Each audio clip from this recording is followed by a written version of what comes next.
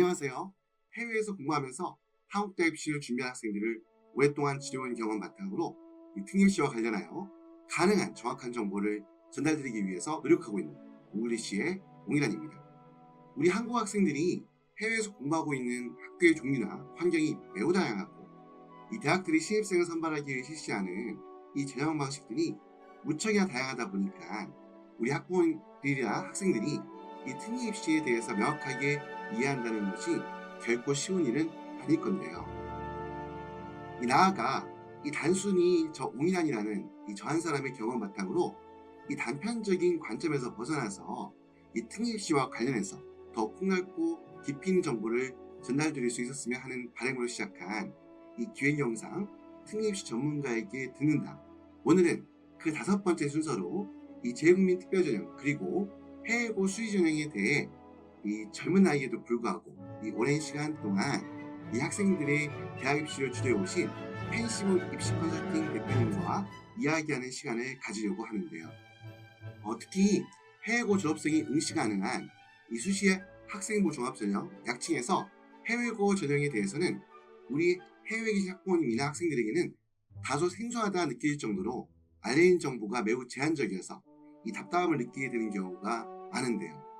자, 오늘 이야기를 나누게 될 이 펜시브 입시 컨설팅 대표님만큼은 해외에서 한국 대학 입시를 준비하는 학생들이 응시하는 이 재외국민 특별전형뿐만 아니라 이 국내에서 공부하고 있는 학생들이 지원하고 있는 이 수의 전형에 대해서 또한 이 풍부한 경험을 가지고 계신 만큼 우리 학부모님과 학생들이 해외고 학생들을 대상으로 하는 이 수시 전형에 대해서 깊이 있게 그리고 실질적인 정보를 얻을 수 있는 귀한 시간이 될 것이라 확신하면서 이 본격적인 인터뷰를 시작하도록 하겠습니다. 그러면 이제 본격적인 인터뷰를 시작하려고 하는데요. 얼마 전에 인도네시아, 말레이시아, 베트남에서 이렇게 이제 우리 재국민 특별전형, 그리고 해외고 수의전형 관련해서 이 학부모님들과 간담회를 가져가지고요. 제 개인적으로 굉장히 인상이 깊었는데요. 자, 먼저 오늘 그 인터뷰에 응해주신 우리 펜시브 입시커널티 대표님 감사를 드리고요. 자, 먼저 우리 오늘 인터뷰하고 계시는 우리 펜시브 입시 컨설팅 우리 대표님 먼저 자기소개부터 먼저 우리 시청자분들에게 부탁을 드리겠습니다. 네, 안녕하세요. 반갑습니다. 그 13년째 입시 컨설팅을 진행하고 있는 펜시브 입시 컨설팅 대표 박동선입니다. 우선 저 같은 경우는 어떻게 입시 컨설팅을 시작을 하게 되었냐면 우선 주재원 발령을 받으신 부모님을 따라 해외 소재 국제학교를 졸업한 후 현재 학생부 종합전형의 전신인 수시 입학상정반제 전형으로 고려대학교에 합격했습니다. 그 이후부터 현재까지 꾸준히 서류와 진로 컨설팅, 자소서, 면접 컨설팅 등 제가 직접 겪었던 입시 그 경험을 바탕으로 학생들을 하게 되었고요. 그리고 지금까지 이제 입시와 관련된 모든 컨설팅을 진행을 하고 있습니다. 제가 입시를 치룬 2011년도는 당시 수시 6개 카드가 생기기 전 마지막 해로 어학 및 국작부 특기자, 뭐 재외국민 전형, 그리고 뭐 수시 모든 전형 같은 거를 제가 다 직접 치렀고 치를 수 있었기 때문에 재외국민과 수시 학종 전형 모두 다 이제 이해가 굉장히 높다고 볼 수 있고, 특히 해외고생이 어떻게 준비하면 되는지에 대한 이해가 누구보다 높다고 자부할 수 있습니다. 네, 뭐 마지막으론 이제 네, 펜시브 같은 경우는 1인 입시 컨설팅 그러니까 1인 입시 컨설팅 업체로 제가 상담부터 서류 컨설팅, 자소서, 면접 이런 걸 모두 다 전담하고 있기 때문에 현재는 조금 소수정예로 입소문으로만 운영을 하고 있는데, 이렇게 동남아 출장을 다녀오게 되면서 어쩌다가 웅글리시 대표님과 좀 인연이 닿아서 이런 유튜브까지 출연하게 되었습니다. 예, 반갑습니다. 네. 다시 한번 감사를 드리고요. 자, 그럼 첫 번째 자기소개 하시면서 아마 이제 뭐 말씀해 주신 것 같은데요.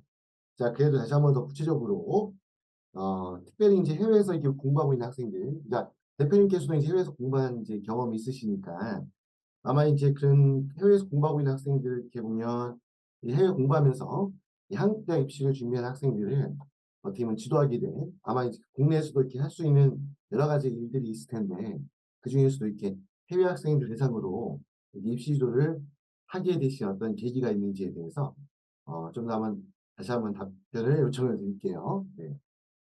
막 특별히 큰 계기가 있었다라고 하기보다는 결국은 이제 해외고 학생들이 얼마나 정보 부족에 시달리는지, 그리고 그 정보에 대한 접근성이 한국에서보다 얼마나 더 먼지 이걸 알고 있기 때문에 그 대학생 때 이제 아르바이트, 우선 학원에서부터 시작해서 가외로 시작했던 것을 이제 점차 확장시켜 가지고 현재는 입시 컨설팅 업체까지 운영을 하게 된 거고요. 저 같은 경우는 어 그 여러 국가 중에서도 특히 한국과 굉장히 먼 이제 아프리카와 중동 국가에서 살았어요. 그렇기 때문에 더더욱 그 정보에 대한 그 목마름이 있었는데, 이거에 음. 대한 경험을 바탕으로 제가 조금 더 양질의 정보, 그리고 사실 해외고 같은 경우는 재외국민 전형이든 수시 전형이든 국내고 학생들과 달리 서류 준비가 굉장히 중요하고 많이 복잡해요. 근데 이러한 것들을 제가 직접 겪으면서 생각보다 우리나라에 있는 학원들이라든가 입시 컨설팅 업체, 특히 제가 입시를 치렀었을 때는 더더욱 없었기 때문에 그 해외고생들이 어떻게 준비해야 되는지를 정확히 알려주는 사람들이 거의 없었어요. 그래서 이러한 부분에 대해서 제가 조금 많이 도와야겠다. 그래야지 해외고 학생들이 국내 대학교로 가고 싶을 때 그러한 선택권이 조금 더 넓어지지 않을까? 이런 마음에서 입시 컨설팅을 시작하게 되었습니다. 야, 아마 아프리카에서 공부했으면 상당히 아마 지금도 이렇게 교민분들이 많지 않은데 아마 네. 선생님께서 공부하실 때는 훨씬 더 아마 적은 수에 맞죠? 교민들이 계셔 가지고 네, 정말 조금. 예. 굉장히 아마 고생을 많이 하셨을 것 같습니다. 아마 이제 그때 그랬던 경험이 아마 지금 이제 오늘날 아마 우리 선생님께서 이렇게 오면 해외에서 공부하는 학생들, 학부모님들 이렇게 지도할 수 있는 아마 큰 아주 미끄럼이 되지 않았을까 하는 생각이 드는데요. 자, 그러면 이제 보면 우리 이제 본격적인 이제 본 내용 질문으로 들어가서요.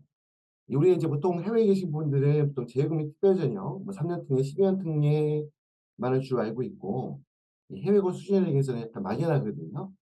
일단 기본적으로 이 해외고 학생들이 준비하는 이 재외국민 특별전형과 비교해서 이 해외고 수시 전형 이 갖고 있는 어떤 차별된 특징, 뭐 여기에 대해서도 한번 말씀 한번 부탁을 드릴게요. 어 결국은 재외국민 특별전형에서도 중요한 게 학교 생활이지만, 이제 수시를 더 이해를 한다면 더더욱 그 차별화되는 점이 학교 생활이라는 점을 말씀드리고 싶습니다. 그 학교 생활이라고 하면은 결국은 GPA와 커리큘럼, 이런 활동, 이런 거를 포함을 하는데, 재외국민 전형 같은 경우는 조금 더 서류 제출에 있어서 그 자유도가 조금 더 있어요. 해외고생 특징들을 이해를 하고 뭐 SAT라든가 아니면 어학 능력을 뽐낼 수 있는 뭐 제2 외국어 성적 또는 토플, 뭐 토익 이런 것들을 다 제출을 할 수가 있는데, 수시, 학생부 종합 전형은 특히나 더 이제 그런 외부 성적을 다 제출을 할 수 없기 때문에 더더욱 이 학교 서류 위주로만 이제 승부를 봐야 해요. 그런데 해외고 수시 전형의 차별화되는 점은 이 학교 생활에 관련해서 증빙할 수 있는 서류가 굉장히 제한적이다를 말씀드릴 수가 있고요. 특히 국내고 학생과 경쟁을 하려면 이제 생기부, 학생부 이런 것을 다 고려해서 서류를 준비를 해야 되는데, 그 학생부 종합 전형에 대한 이해가 부족하기 때문에 많이들 헷갈려하는 것 같아요. 재외국민 전형 같은 경우는 해외고 학생들끼리만 경쟁을 하지만 어 일반 수시 전형 또는 학생부 전형 같은 경우는 국내고 학생들과도 경쟁을 하기 때문에 이를 고려해서 최대한 성적표, GPA 그리고 커리큘럼 등에 있어서 가장 어필을 많이 해야 돼요. 근데 국내고생들은 학생부를 통해서 그러한 서류를 많이 어필을 하는데, 해외고 학생들은 그런 부분에 조금 소홀히 하는 부분이 있지 않나. 그래서 좀 더 가끔 어려운 경우가 있지 않나, 이런 생각을 하고요. 과목 선택에 있어서도 굉장히 신중하게 접근을 해야 되고 고민을 많이 해야 돼요. 그러니까 일례로 그 학생부 같은 경우에는 국내고 학생들은 고1 때부터 진로 같은 거를 쓰게 해요. 근데 이게 막 대단한 평가 요소는 아니지만 그 국내고 학생들은 1학년 때부터 진로나 꿈을 기재하면서 '내가 어떠한 목표를 가져야 되나? 내가 어떻게 학교 생활을 해야 되나?'를 고민을 하게 되는데, 해외고 학생들은 이러한 고민을 좀 많이 덜 하다 보니까 약간 자연스럽게 하게 되다 보니까 그거에 대해서 학교 생활을 좀 치열하게 하지는 않아요. 근데 국내고 학생들과 경쟁하는 해외고 학생이라면 이런 부분에 대해서도 치열하게 고민하고 준비해야 되는 점.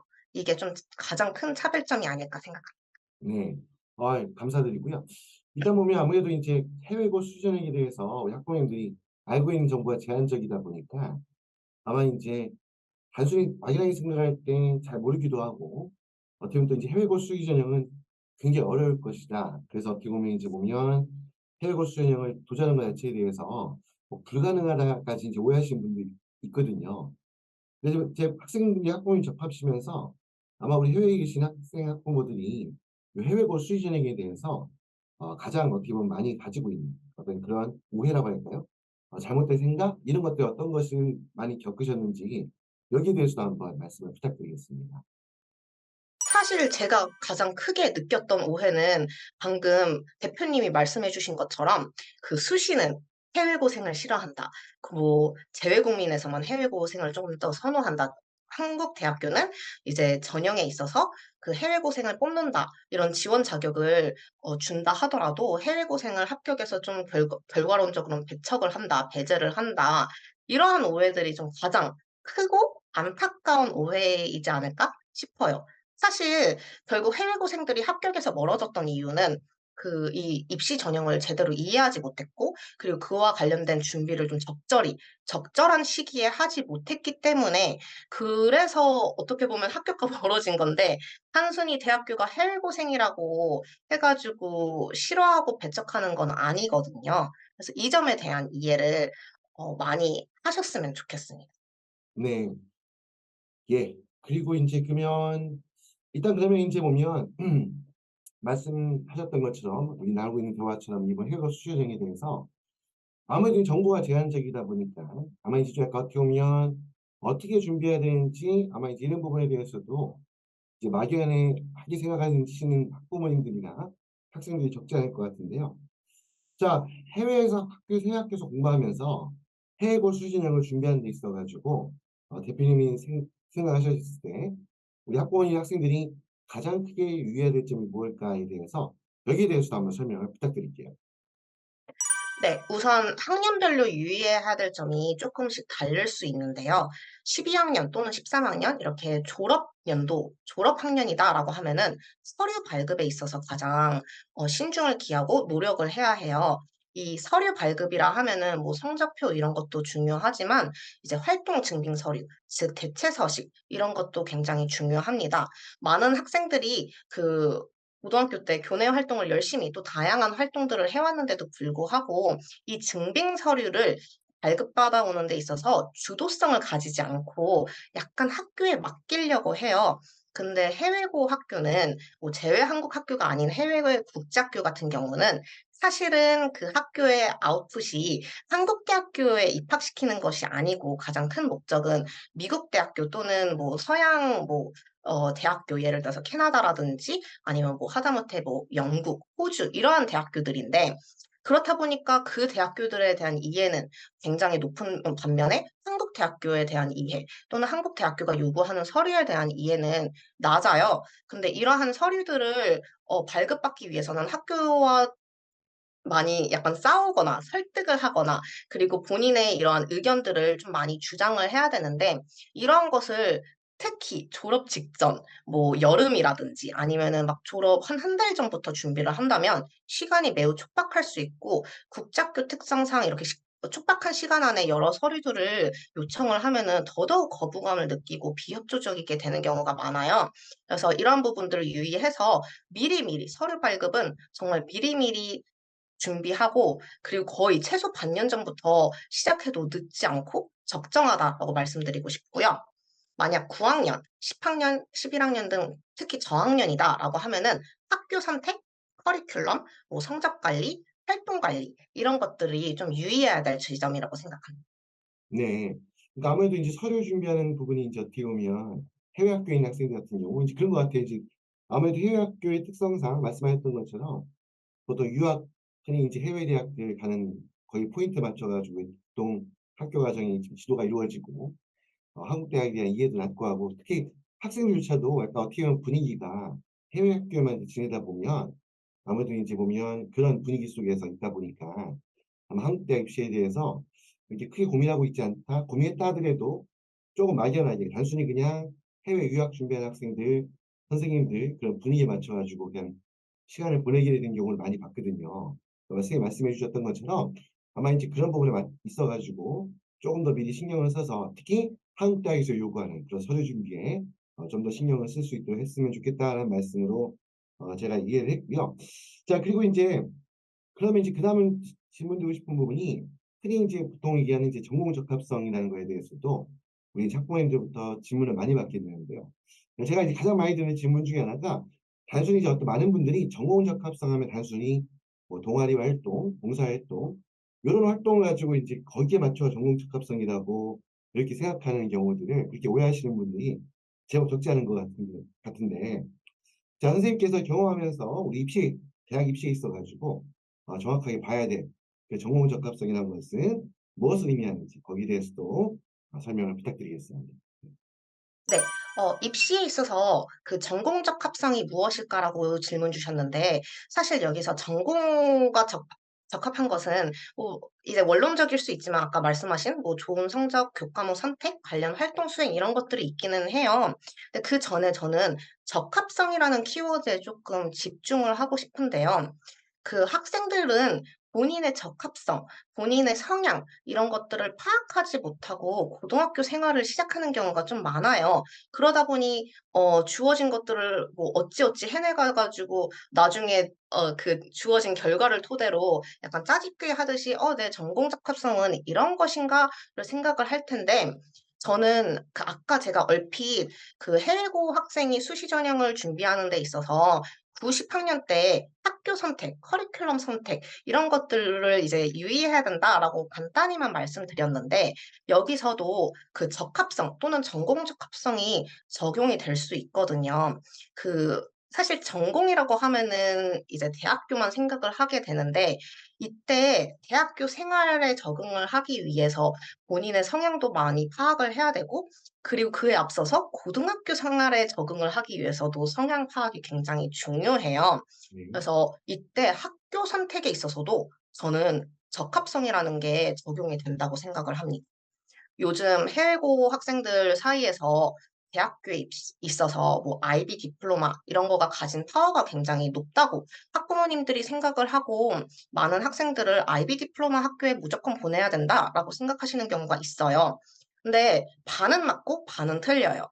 IB 디플로마 굉장히 좋은 커리큘럼이고 그 고난이도의 또는 수준 높은 커리큘럼이어서 학생들이 할 수 있는 의지와 능력만 있다면 충분히 도전하면은 좋은 커리큘럼이에요. 그런데 모든 학생들이 IB에 다 적응할 수 있는 거는 아니거든요. 네. 어떤 학생들은 본인의 적합성이 약간 올 라운드를 요구를 하는 다양한 활동, 과제, 뭐 논문 쓰기, 에세이 쓰기, 뭐 거기다가 온갖 시험, 그리고 그런 과목들을 바꾸지 못하고 2년 동안 꾸준히 들어야 되는 이런 올라운드 IB보다는 조금 더 선택적으로 1년 단위로 들을 수 있는 AP가 더 적합할 수도 있는 거고, 뭐 시험에 더 적합할 수도 있는 거고, 누구는 활동에 좀 더 적합하고 시험보다는 활동에 더 적합할 수 있는데, 이런 적합성을 고려해서 적절한 커리큘럼을 제공하는 본인의 성향과 가장 잘 맞는 학교를 선택하는 게 굉장히 중요하고, 그때서야 비로소 대학교가 바라는 전공적 합성에 관련된 서류들과 결과들을 성과들을 낼 수가 있어요. 예를 들면 AP 같은 경우는 적절한 과목 선택과 적절한 성적, 또는 IB 같은 경우도 이제 단순히 쉬운 조합이 아니라 대학교가 진정으로 바라는 뭐 적당히 수준 높은 그런 과목 조합, 그리고 전공이 그 지원하는 전공이 정말로 요구하는 자질과 역량을 키울 수 있는 과목 조합으로 뭐 IB를 선택한다라든지 이런 것이 있겠고요.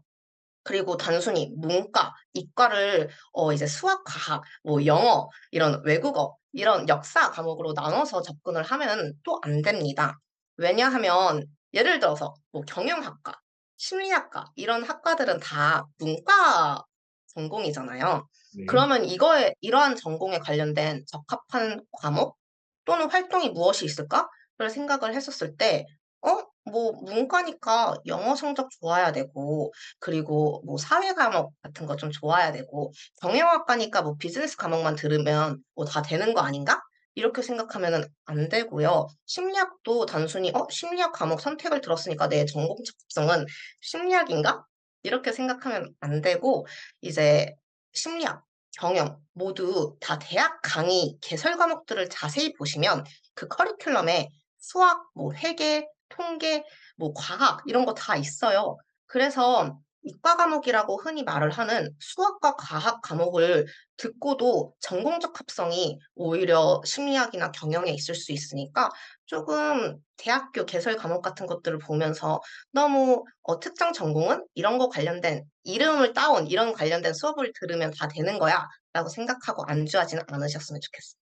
음, 아마 좋은 지적을 해주신 것 같아요. 아마 이제 대학에서 어떻게 보면 아무래도 이제 전공적 답성이라는 개념 자체가 어떻게 보면 좀 학부모님들한테 어렵고 학생들한테도 어려운 용어기도 하고 하다 보니까 아마 단편적으로 생각하기가 쉽거든요. 그래서 말씀해 주셨던 것처럼 그냥 경제학 가면 당연히 어떻게 보면 단순히 이코노믹스가 이제 그것만 생각해서 하는 부분이 있는데 말씀해 주셨던 것처럼 아마 우리 학부모님들 학과 선택할 때 있어가지고 우리 조언 주신 것처럼 그 대학교 홈페이지 가면 그 대학에서 이제 그 학과에서 커리큘럼 어떻게 보면 이제 1, 2, 3, 4학년 때 배우는 그런 주요한 교과목들에 대한 소개가 있으니까 아마 그런 내용을 참고하셔가지고 아마 학생이 IB가 했던 A레벨 했던 AP가 했던 이제 공부하는 과목을 선택하는데 활용하는 게 좋겠다라는 아마 그런 좋은 아마 말씀 조언해 주신 것 같아서 꼭 우리 학부모님들 학생분들 꼭 참고해 주셨으면 좋겠다는 생각이 들고요. 자, 그 말씀했던 내용 중에 답변 주시면서 아마 좀 반복되는 내용일 수도 있을 것 같은데요. 이제 학부모님들이 이제 해외고 수련령하면 이제 이미 학생부 종합전형 내에 속해 있다 보니까 우리 학생부 없는데 어떻게 하느냐는 이제 고민하게 되거든요. 그러면 이제 보통 이제 학교에서 우리 해외 국제학교 같은 경우 말씀하셨던 것처럼 IB를 제일 많이 하고 그리고 이제 AP 또 때에 따라서 이제 A레벨 이런 흔히 말했을 때 통칭 표준학력평가시험이라는 과정을 공부하게 되는데요. 자, 이런 표준학력평가시험 이 과목이 이 해외고 수준에 있어가지고 구체적으로 어떤 의미를 가지게 되는지 자, 여기에 대해서도 아마 학부모님들이 많이 궁금해할 것 같습니다. 네. 네. 우선 의미는 그냥 한마디로 말씀드리면 중요하다고 할 수 있고요. 그 표준 학력 평가 시험이라는 그 이름 자체가 주는 그 의미를 다 이해를 하셔야 돼요. 해외고 같은 경우는 국내고와 달리 평준화라든가 표준화가 되어 있지 않고 정말 다 각각 다르고 정말 다양한 그 커리큘럼을 채택을 하고 있는데 이를 좀 공평한 잣대로 다 평가를 하기 위해서는 그 볼 수 있는 것이 표준 학력 평가 시험밖에 없어요. 그렇기 때문에 해외고 학생으로서 이런 표준 학력 평가 시험을 보지 않았고 예를 들어서 뭐 커리큘럼에 있어서 IB나 AP 이런 거 없이 그냥 일반 과목만 선택을 했다라고 하면은 상대적으로 아무리 GPA가 좋아도 약간은 불리할 수밖에 없는 점이 있고요. 네. 그리고 SAT라든지 이런 외부 성적이 수시 전형에 있어서는 받고 있지 않기 때문에 '난 무조건 소홀히 할 거야.'라고 생각을 하기에는 막상 12학년이 돼서 원서 접수를 시작하려고 하면은 그 해외고가 지원할 수 있는 수시 전형에는 어 그 학생부 종합전형만이 있는 것이 아니라 아직 소수나마 어학특기자 전형이라든가 일반부 특기자 전형 또는 학생부 종합전형인데 의외로 SAT라든지 IB, AP 성적 모두 다 받는 그런 학생부 종합전형도 있기는 해요. 뭐 대표적으로 연세대학교가 있고 뭐 어학특기자 전형으로는 뭐 국민대가 있고 뭐 국작부 특기자 전형으로는 이화여대가 있겠죠. 그래서 이러한 대학교들은 다양한 표준화 성적들을 어 매우 높이 평가하고 있기 때문에 그 스펙트럼, 지원 스펙트럼을 넓히려면은 이 네. 표준화 성적 준비가 굉장히 중요하다고 말씀드릴 수 있겠습니다. 네.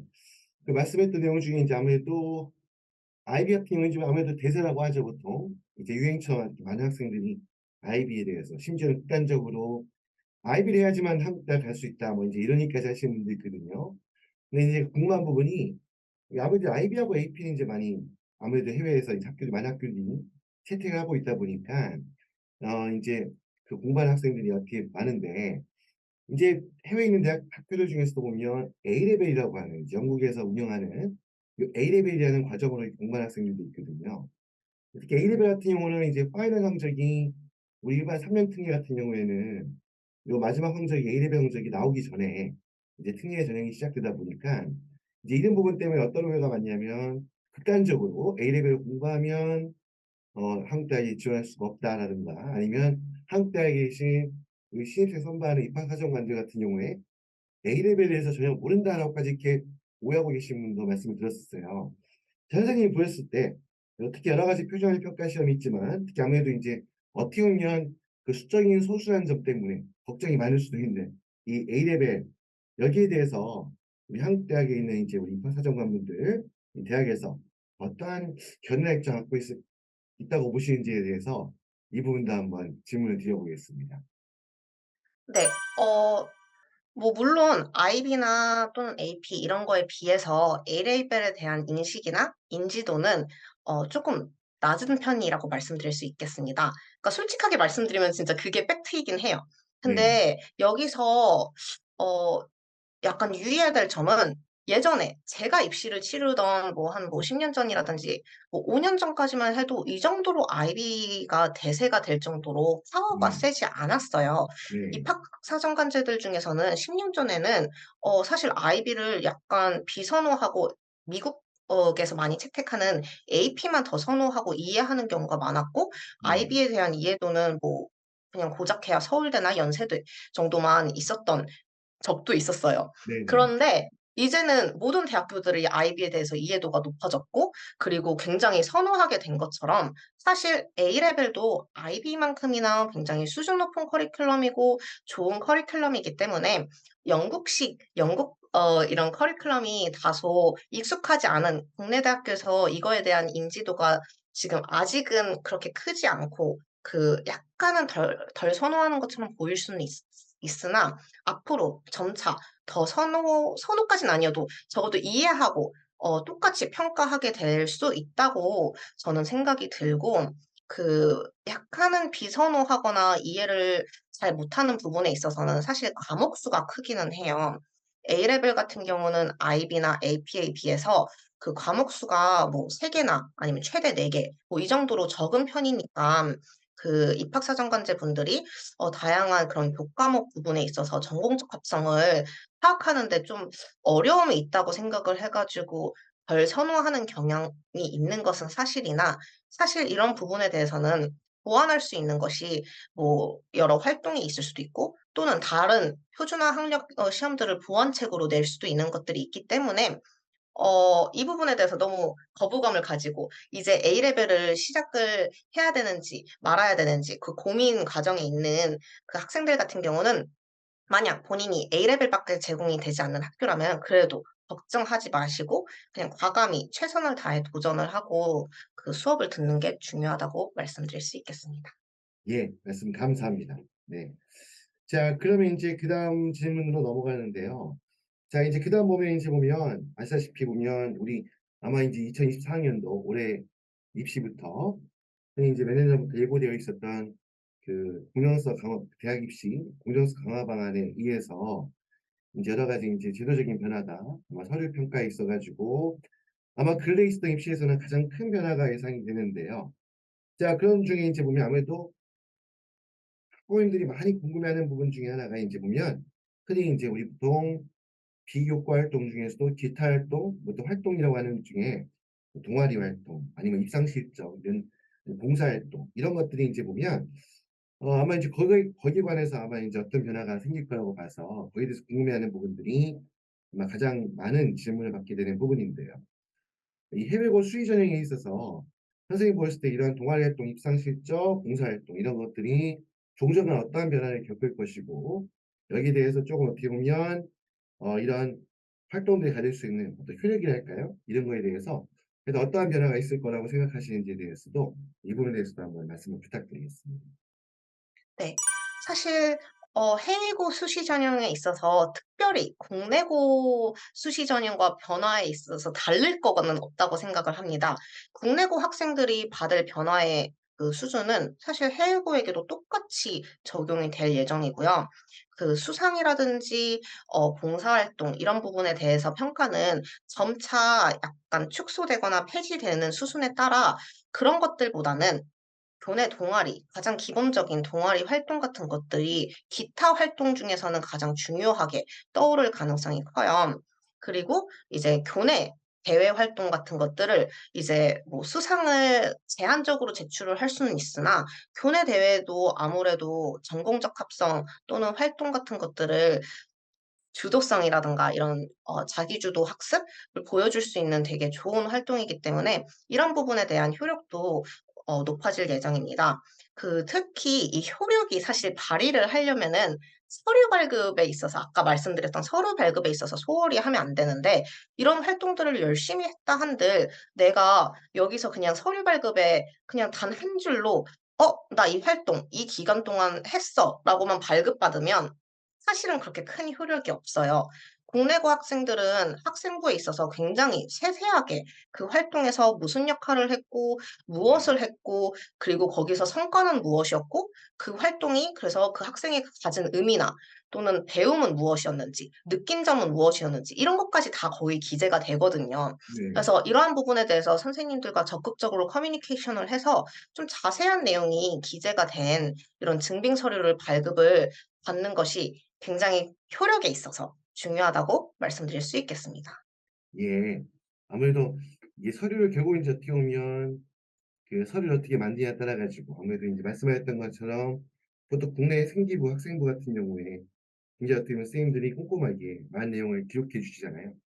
해외 학교 같은 경우는 이제 그렇게 그런 부분들이 어떻게 보면 미리 신경 쓰지 않으면 실컷 어떻게 보면 굉장히 전공과 관련한 활동들 열심히 해 놓고도 어떻게 보면 이제 그런 부분을 어필하지 못하고 평가받을 수 없는 그런 상황이 생길 수 있으니까 아마 그런 서류도 잘 좀 어떻게 보면 단순히 발급받는 데서 그치는 것이 아니라 구체적인 학생의 어떤 노력의 성과, 과정들 이런 것들이 충분히 담겨서 어떻게 보면 대학 입학사정관들에게 어필할 수 있는 아마 이제 그런 문서를 만들어서 준비할 수 있도록 하는 게 좋겠다라는 말씀으로 예 아마 이제 그 조언을 또 잘 우리 학부의 학생들 아마 잘 새겨 들었으면 하는 생각이 듭니다.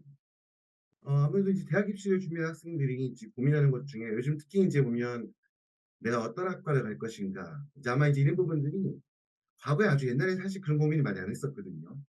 부모님 세대 때는 이 고민 많이 안 하다가 최근에 와서는 이제 아이들이 어떻게 보면 내가 전공하려는 지원 학과, 그다음에 전공 이런 걸 선택하는 데 있어 가지고 아마 이제 이런 부분들이 어떻게 보면 쪼금 더 빠르게 아까 말씀해 주셨던 것처럼 이 전공 적합성이라는 걸 찾기 위해서라도 좀 더 이런 것들을 일찍 준비해야 되는 어떤 보면 어떤 지원 학과나 전공을 선정을 쪼금은 서둘러야 될 필요성이 아마 이제 많이 대두가 되는 것 같은데요.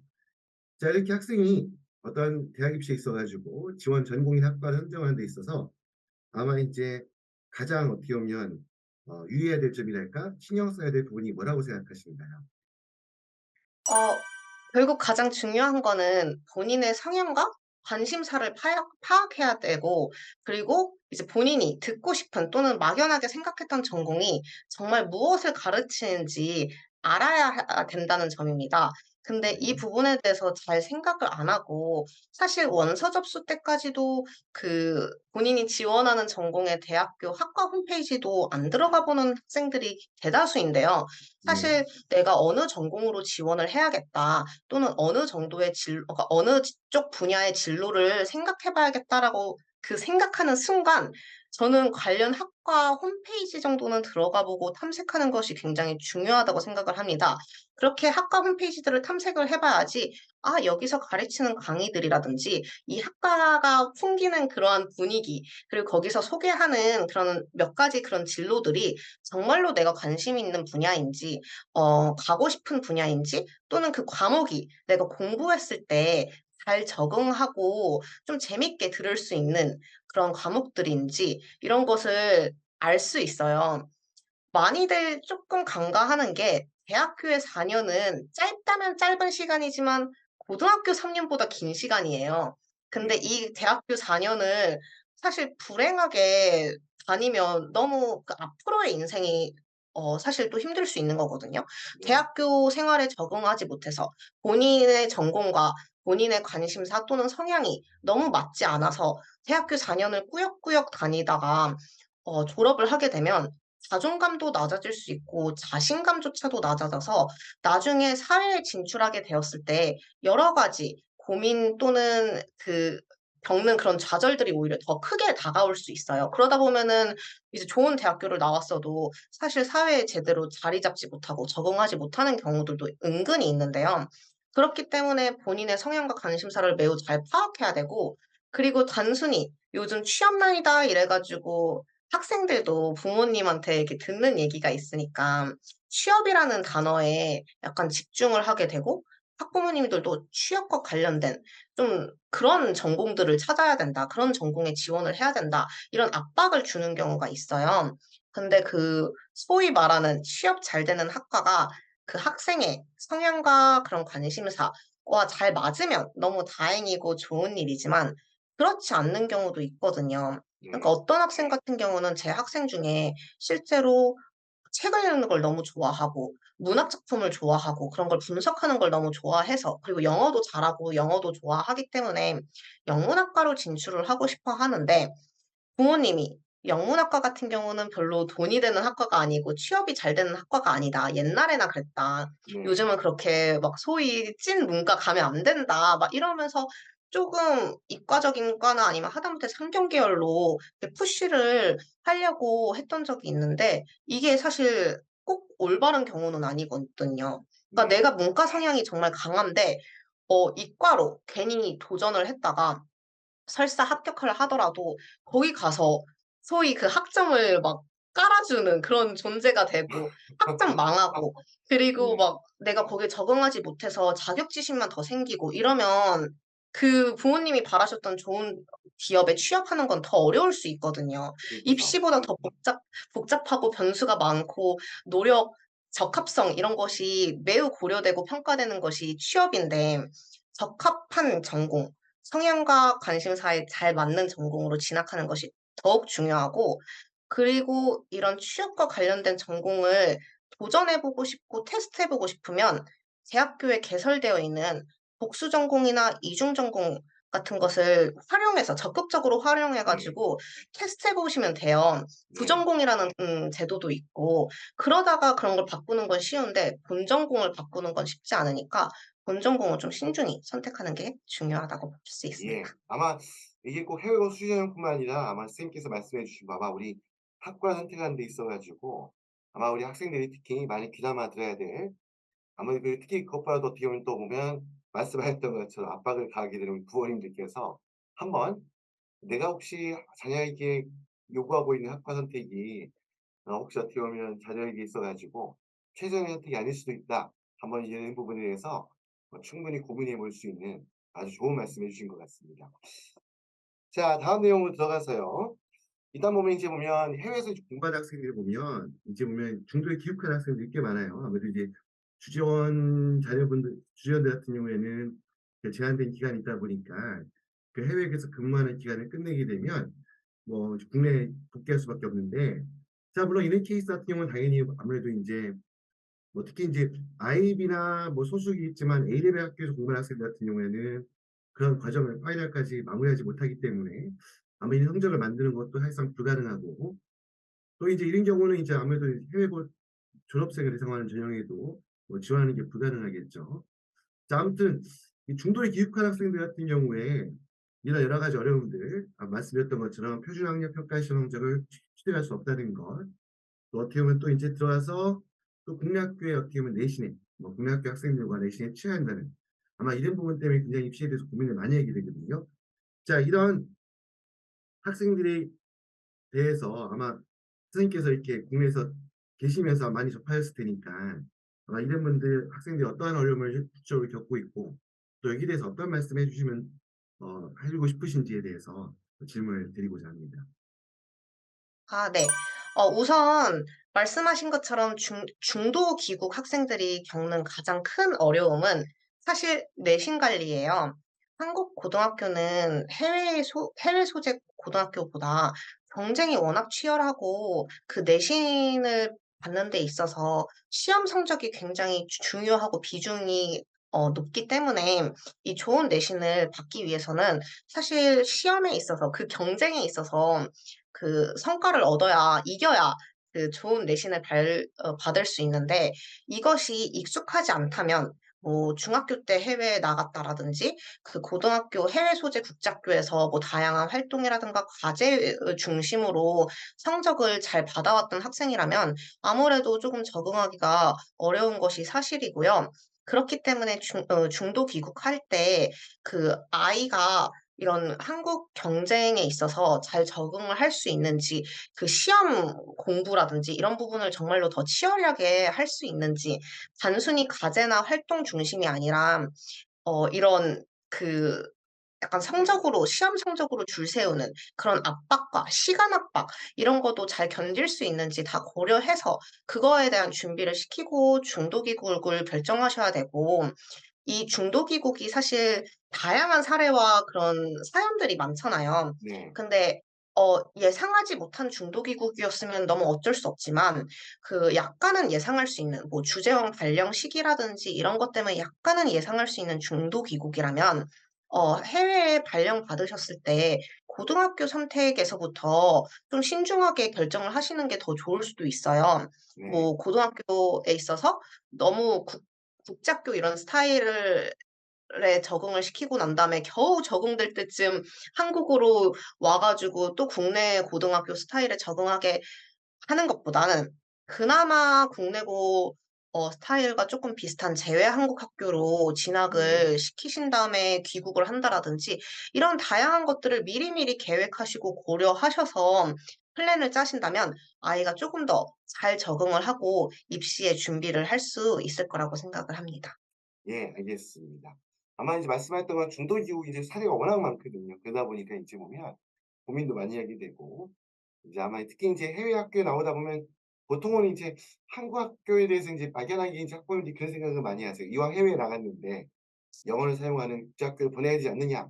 아마 이제 이런 고민 때문에 막연히 이제 그런 학교에 보냈다가 말씀하셨던 것처럼 해외 학교 어떻게 보면 좀 활동 중심, 액티비티 중심의 자유로운 분위기 여기에 이제 익숙해 있다가 막상 이제 국내에 들어와서 다시 한번 그 한국의 어떤 고등학교 교육 과정에 대해서 어려움을 겪는 경우들 많이 보거든요. 아마 이제 이런 부분에 대해서 아마 폭넓은 아마 고민과 이해가 필요하지 않을까라는 생각이 들고요.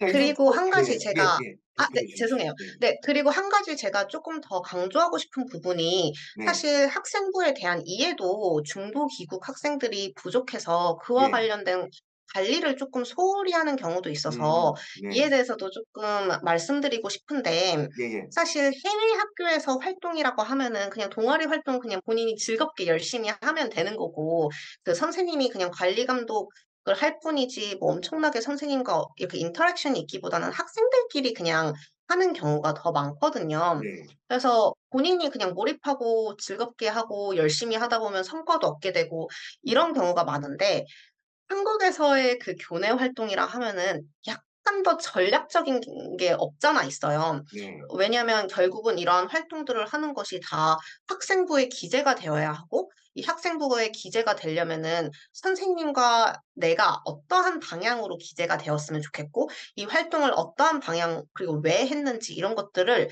많이 소통을 하고, 그래야 선생님들이 알고 관련된 지도를 하시거나 뭐 특기사항이라든가 특이사항 같은 것들을 학생부에 적어 주실 수 있거든요. 네. 근데 이런 것들이 낯설잖아요, 사실 학생들 그렇죠. 입장에서는. 네. 그리고 선생님들에게 접근을 하고 소통하는 거를 아직도 어려워하고 익숙하지 않는 학생들이 많기 때문에, 특히 해외에서 막 온 그런 전학 온 학생들 같은 경우는 더욱 소심하게, 그리고 내신 관리하느라 바빠 가지고 더 소홀히 하는 경우가 있어요. 근데 해외고 학생이 내신에 아무리 잘 적응을 하고 몰입을 한다 하더라도 막 1 등급 완전 2 등급 초반 이렇게 받기 굉장히 어렵거든요. 근데 내신 하나로만 승부 볼 수 있는 그 수시 전형은 한정되어 있고, 네. 그거는 진짜 최상위급 학생들만 경쟁하는 거기 때문에 결국 학생부로 승부를 봐야 되는데, 졸업할 때쯤엔 결국 내가 쓴 내용이 별로 없네? 나 수정도 안 되는데 기재가 된 것이 막 1-2 학년 때 뭐 2 학년 때라든지 3 학년 1 학기 때라든지 거의 없거나 이러면 네. 좀 낭패일 수 있으니까 학생부 관리도 소홀히 하면 안 된다는 점, 그것도 꼭 예. 기억해 줘야 돼요. 예. 덧붙여 주신 말씀 감사합니다. 아마 네. 우리 꼭 새겨 드려야 될 예, 중요한 이야기를 또 덧붙여 주신 것 같습니다. 자, 이제 조금 학년을 낮추어서요. 보통 이제 보면 아마 이제 보통 입시하면 고등학생들, 고등학교 과정에 대해서만 생각을 하는데 이제 보통 중학생 단계, 뭐 중등 단계 정도 요런 인제 학생들에게 어떻게 보면 이제 과정에 있는 자녀분들 이런 친구들에게 이 학생들이 이렇게 어떻게 어떤 방향으로 좀 장차 대학 입시를 준비하는 데 있어 가지고 어떤 방향으로 공부를 시켜서 준비하는 것이 필요할 건지에 대해서 아마 이 부분에 대해서도 선생님께서도 관심이 많은 걸로 알고 계셔서 여기에 대해서도 질문을 준비했거든요. 자, 한번 여기에 네. 대해서 한번 선생님 말씀 한번 들어보겠습니다. 네. 제가 얼핏 말씀드렸었는데 앞서서 학교 선택이 굉장히 중요하다고 말씀을 드렸어요. 근데 그 고등학교 진학에 있어서 선택할 수 있는 해외고 학생들이 선택할 수 있는 학교들이 좀 다양하게 있거든요. 뭐 일례로 IB 학교가 있겠고 AP 학교가 있겠고 IB와 AP가 모두 개설되어 있는 학교가 있겠고 영국제 학교가 있고 뭐 A레벨이 개설되어 있는 영국제 학교가 있고 또는 제외 한국 학교가 있어요.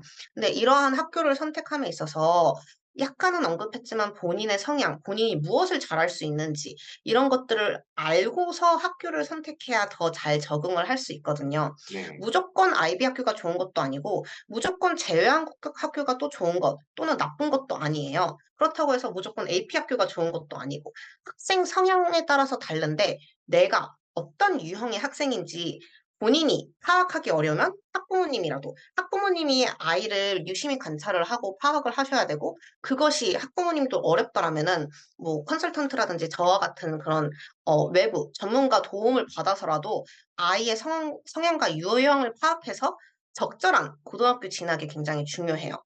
저 같은 경우는 그 해외고 학생들 중에서 국내 입시를 생각할 때 주요하게 생각하는 유형이 세 가지가 있다고 생각을 하는데 네. 첫 번째로는 그 학생이 시험형 학생인지, 그리고 두 번째 학생의 유형은 활동형 학생인지, 세 번째로는 어학형 학생인지, 이렇게 세 가지 분류로 저는 학생들을 나누고 관찰을 해요. 네. 그때 만약 본인이 조금 시험에 강하고 시험형 학생이다라고 하면은 조금 고난이도의 시험 같은 것들이 제공이 된 IB 같은 거에 더 과감히 도전을 해도 되고, 뭐 상황상 IB 학교에 진학을 하지 못했다면 뭐 AP 같은 과목 개수를 늘린다라든지 시험에서 표준화 시험에서 성적을 잘 받을 수 있는 기회를 많이 늘려야 해요. 근데 시험형 인간인데 내가 뭐 예를 들어서 제외 한국 학교를 다니고 있는데 뭐 굳이 제외 한국 학교를 다니고 있으니까 뭐 SAT 뭐 이런 거 들을 필요 있나? 뭐 또는 토플 같은 거, 아, 뭐 귀찮은데 할 필요 있나? 뭐 이렇게 하면서 시험을 멀리하는 경우가 있어요. 그건 네. 사실 좋지 않은 선택인 거고, 네. 그런 것들을 성향을 중학교 때부터 미리 파악을 해서 고등학교 때 무엇을 해야 될지 알고 준비하는 것과 나중에 12학년 때 뒤늦게 부랴부랴 준비하는 것은 굉장히 다르니까 네. 내가 뭐 활동형이다라고 하면은 미리 그걸 좀 각오하고 고1 때부터 꾸준히 할 만한 활동들을 찾아 나서거나 개설을 한다라든지 아니면 내가 이거 시험형도 아니고 활동형도 아니다라고 하면은 어학 그 수준을 조금 더 개발을 하고 어학에 좀 더 초점을 맞춰서 관련된 시험 성적을 준비를 한다라든지 이러한 전략들을 중학교 때부터 어느 정도 세우고 학교를 선택하면 입시에 있어서 훨씬 더 유리한 고점을 차지할 수 있고요.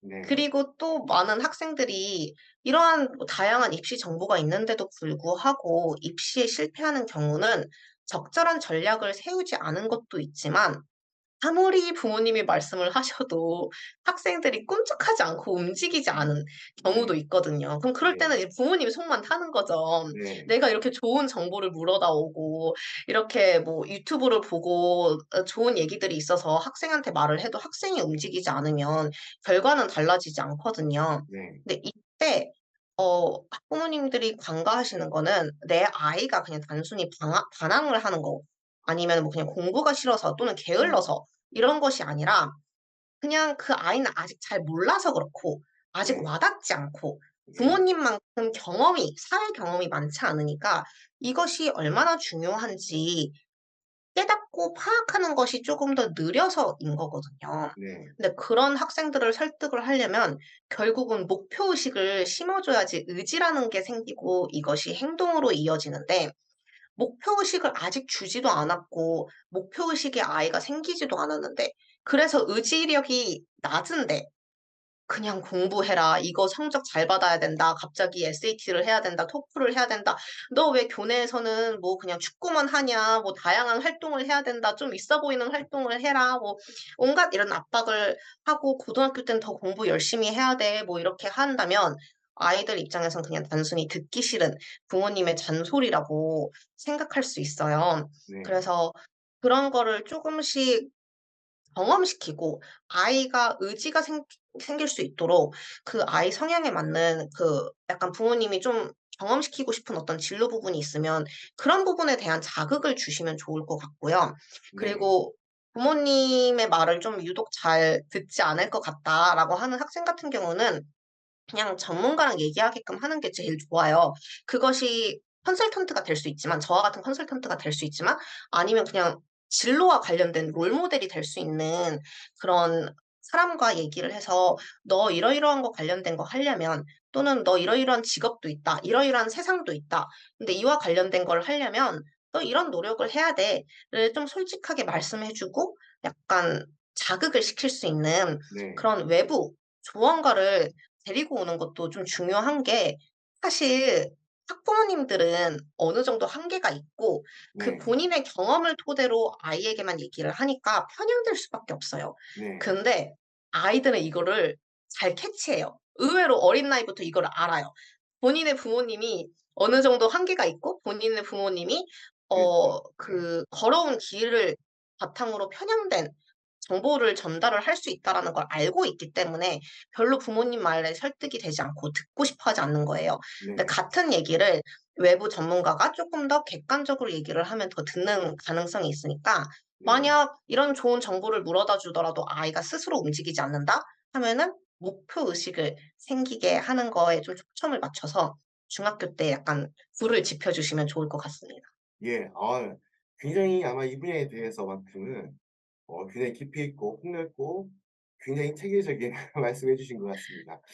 요즘 학원에도 이제 입시 쪽에도 이렇게 고령화가 심해져 가지고 저도 어떻게 보면 약간 젊은 편에 속할 정도로 이렇게 되고 어떻게 보면 우리 선생님께서는 상당히 거기에 비해서 젊으신데도 불구하고 이 부분에서만큼은 굉장히 아마 굉장히 폭넓은 정말 제가 감탄이 나올 정도의 아주 학생들이 눈높이 맞춰 가지고 굉장히 많이 고민하셨던 흔적 느껴지고 아마 굉장히 아마 우리 시청하시는 분들 특히 중학생 아이들 두고 있는 학부모님들한테 큰 도움이 될 것 같다는 생각이 들고요. 아이들도 혹시 학생들도 이렇게 중학생 단계에 혹시 이 영상 보는 학생이 있다 그러면 한번 우리 선생님 말씀 그대로 우리 학부모님들 어머니한테 보여 드리고 "이런 말씀 있습니다."라고 한번 이야기하는 것도 나쁘지 않을 것 같아요. 아 네. 예. 감사합니다. 네. 일단 제가 이제 우리 선생님 접하게 된 게 어떻게 보면 인제 폴로 단신으로 제가 이제 그 뭐 말레이시아 이렇게 인도네시아 우리 베트남 이렇게 폴로 단신으로 이렇게 보통 뭐 대부분 다 오면 설명회 이제 간담회 하면 기존에 인제 학원들하고 인제 결합을 해서 어떤 특수한 목적성 가지고 이렇게 인제 진행하게 된 경우가 많은데 우리 선생님이 그러지 않고 폴로 단신을 준비하셔 가지고 이렇게 해외에서 동남아 지역에 오셔 가지고 학부모님들 만나고 이렇게 간담회 진행하고 특히 무엇보다도 이렇게 객관적인 설명을 주시려고 이렇게 노력하신 모습이 굉장히 인상적이었어요. 그래서 이제 어떻게 보면 오늘 이렇게 선생님과 인터뷰도 이렇게 준비하게 됐고요.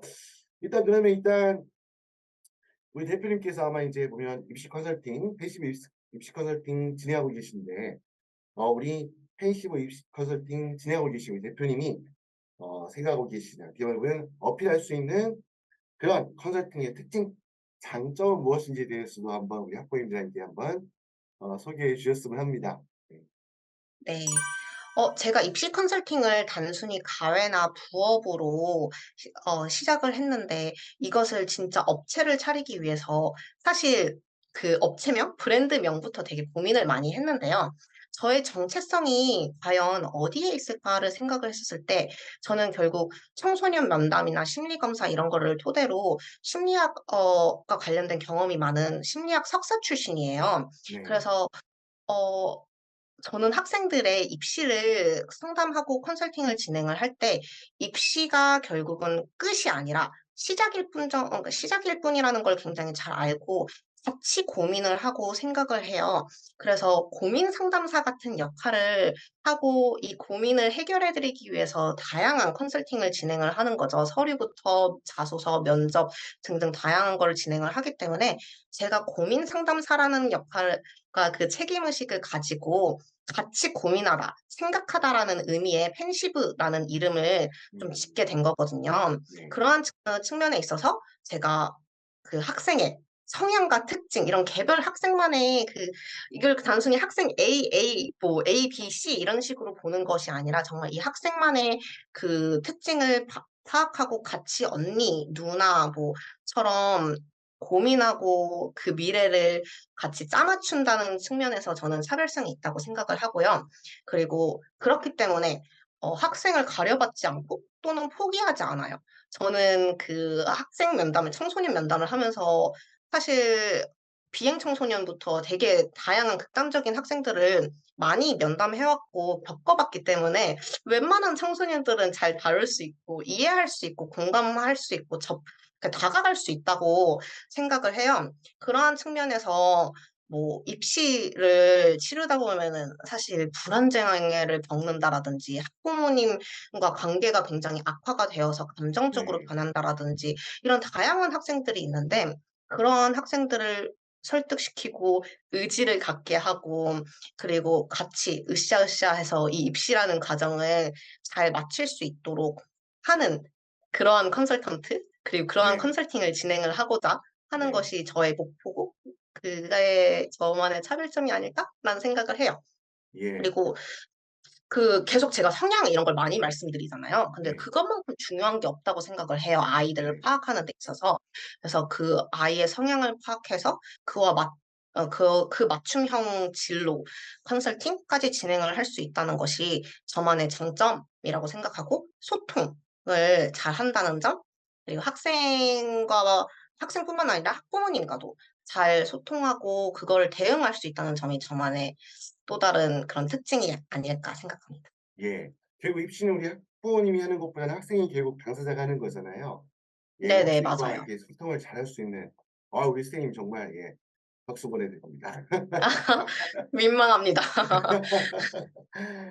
예 이제 오늘 아주 긴 시간 이렇게 인터뷰 응해 주셔서 감사를 드리고요. 이제 마지막 이제 질문이 될 것 같은데 마무리로. 우리 이제 해외에서 공부하면서 한국대 입시 준비하는 우리 학부모님들, 학생들에게 어떻게 면 마무리하시면서 이 당부하고 싶은 말씀 있으시면 꼭 전달을 부탁드리겠습니다. 저는 우선 말씀드리고 싶은 게 입시에 있어서만큼은 모든 것이 사실 적정 시기라는 것이 있어요. 그래서 베스트는 이 적정 시기에 맞춰서 미리미리 알고 준비하셨으면 좋겠고, 이와 관련해서 그 시기를 알고 준비를 잘 하려고 한다면 계획성과 부지런함이 필요하다는 점 말씀드리고 싶어요. 근데 여러 가지 이유로 인해서 이러한 시기를 조금 놓쳤다라고 생각이 들면은 가끔 학부모님이랑 학생들 중에서는 '아 내가 시기를 놓쳤으니까 이거는 못하겠다.' 하고 포기하시는 경우가 있어요. 근데 우리 진짜 진부하지만 늦었다고 생각했을 때 사실은 늦지 않았다라는 말도 있잖아요. 그래서 입시가 정말로 완전히 끝날 때까지는 포기하지 않고 계속 발빠르게 움직이고 부지런하게 움직이고 내가 만약 놓친 것이 있으면 이 놓친 것을 어떻게 하면 보완을 할 수 있을지를 어 이렇게 열심히 노력해 가지고 맞추셨으면 좋겠고요. 그래야지 나중에 입시와 관련해서 미련이나 후회가 남지 않아요. 그래서 그런 점 쪼끔 많이 당부드리고 싶고 요즘 인터넷이 많이 발달되다 보니까 정말 다양한 입시 정보가 제공이 되고 접근할 수 있잖아요. 그리고 입시 컨설팅도 정말 많은데 이러한 정보의 홍수 속에서 흔들리지 않고 본인의 기준을 세우고 어떠한 정보가 진짜 정보이고 아니면 어떠한 정보는 뭐 낭설이라든지 별로 유익하지 않은 그런 검증되지 않은 정보인지 파악하려면 결국은 본인도 어느 정도 알고 있으셔야 되는데 그거를 알 수 있는 길은 모집 요강에 있다고 말씀드리고 싶어요. 그 모집 요강을 너무 멀리하지 마시고 그리고 또 너무 외부에 기대하시기보다는 그 학부모님도 그리고 아이도 같이 한 번씩 가고 싶은 대학교의 모집 요강들을 한 번씩 보면서 어렵더라도 그리고 글씨체가 깨알 같더라도 그냥 좀 네. 친숙해지다 보면은 그게 그냥 눈에 어느 순간 들어오거든요. 그렇게 눈에 들어오면은 나중에 그 정보를 판별하는 데 있어서 훨씬 더 유익하고 도움이 될 수 있고 이 눈이 생기니까 그런 걸 좀 부지런히 하셨으면 좋을 것 같습니다. 예, 오늘 긴 시간 동안 이렇게 아마 우리 해외에서 공부하는 학생들, 학부모님들에 대해서 이렇게 보면 특히 이제 우리 해외에서 이제 처음에도 말씀드렸던 것처럼 정보가 계속 굉장히 부족할 수밖에 없는 이 해외고 수시 이 전형에 대해서 또 그것뿐만 아니라 우리 보통 이제 중학교 다니는 게 있는 학생들 하여튼 학생들의 어떤 학과 선택 뭐 이렇게 여러 가지 어떤 그러한 많은 부분에서 이 좋은 말씀을 해주셔서 되게 감사드리고요. 자, 오늘 아무튼 이렇게 긴 시간 이해해 주셔서 굉장히 감사를 드리고요. 아마 우리 선생님에 대해서 좀 더 궁금하신 분들 아마 이게 또 막상 듣다 보면 정말 우리 아이의 진로 아니 대학 입시에 관해서 한번 더 많은 이야기를 듣고 싶다. 어떻게 보면 직접적인 도움을 받고 싶다는 학부모님들 계시면요. 제가 이제 여기다가 우리 게시에다가 이제 보면 선생님 연락할 수 있는 그런 이제 카카오톡 아이디 이런 부분들 안내해 드릴 테니까 그런 거 참고하시면 좋을 것 같고요. 아무튼 오늘 너무 좋은 인터뷰였습니다. 앞으로도 선생님과 또 다시 또 모일 수 있는 이런 자리가 있었으면 하는 기대를 가지고요. 예, 긴 시간 동안 이렇게 우리 말씀해 주신 우리 선생님께 다시 한번 감사를 드리고 그리고 이제 오늘 인터뷰를 이렇게 마무리하도록 하겠습니다. 네, 저도 감사합니다. 인터뷰 초대해 주셔서 감사하고 네, 이런 기회가 처음이어 가지고 과연 잘했나 약간 긴가민가 하긴 하는데 네. 지금 이거 시청하고 계신 분들도 좀 유익하고 재밌는 시간이 되었으면 좋겠습니다. 예, 감사합니다. 감사합니다. 우리 선생님 다시 한번 감사 말씀드리고요. 자, 이것으로 해서 오늘 옹글리시 특립 전문가에게 듣는다 5번째 편 우리 펜시브 입시 컨설팅 대표분 모시고 좋은 이야기 갖는 시간 가졌습니다. 자, 오늘 시청하신 내용 해외에서 한국 대학 입시 준비하는 데 도움이 되셨기를 바라고요. 좋으셨다면 구독과 좋아요 그리고 알림 설정까지 부탁드리겠습니다. 예, 네, 지금까지 감사합니다. 옹글리시의 동현이었습니다. 감사합니다. 네, 감사합니다.